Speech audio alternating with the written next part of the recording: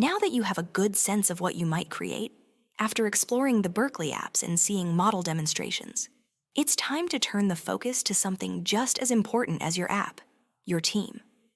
Working in a team isn't required, but it's encouraged. The most successful projects often grow out of groups that bring different strengths together and figure out how to collaborate well. If you'd like to form a team, here are 2 good ways to start. Shared interest in a challenge. You and others care about the same issue and want to design around it. Take a look at the discussion board to see if there are ideas you're excited about. Complementary skills. One of you loves research, another is strong at design, another is curious about prompts or testing.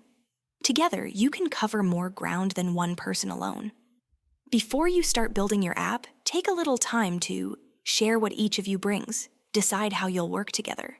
Set up the kind of teamwork that will help you thrive. And if you'd rather work solo, that's okay too. Each role in a team connects to computational thinking, the habits behind good AI design. Testers debug, researchers find data, designers shape workflows, prompt engineers refine the rules. Whether you work solo or together, these skills will help you build something stronger.